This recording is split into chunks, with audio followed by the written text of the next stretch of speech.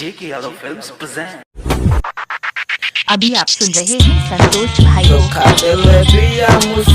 तेरी खुशियों को सजाना चाहती हूँ, तुझे देखकर मैं मुस्कुराती हूँ। जिंदगी में क्या है मिठू, मेरे जिंदगी राजा पटसोनी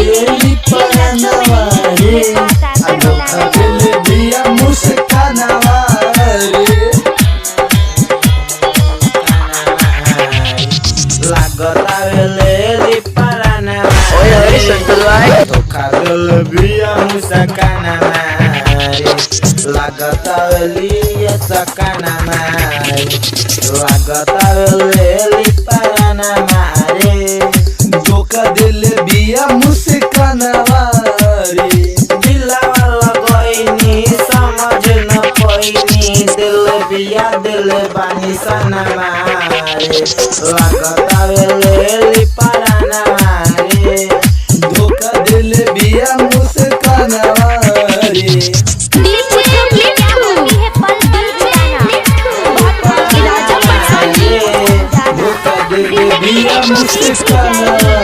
जिंदगी है तो बीत जाएगी,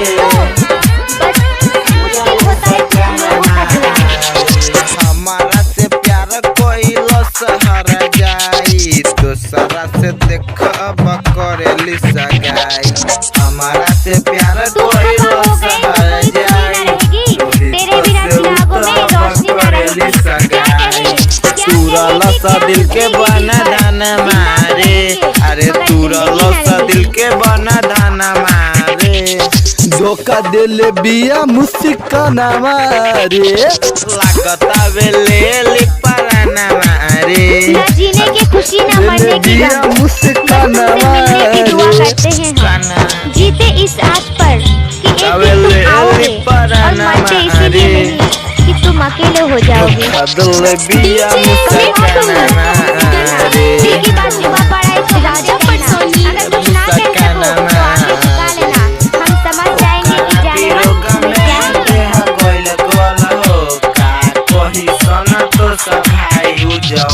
ओकरा विरोध में दे गइल गोलो का कोई रोहित बोला उजबलो संतोष अकेला के रहे गाना मारे संतोष भाई के रहे गाना मारे धोखा दिल बिया मुस्काना मारे लागत यार लेली पराना मारे धोखा दिल बिया मुस्काना मारे।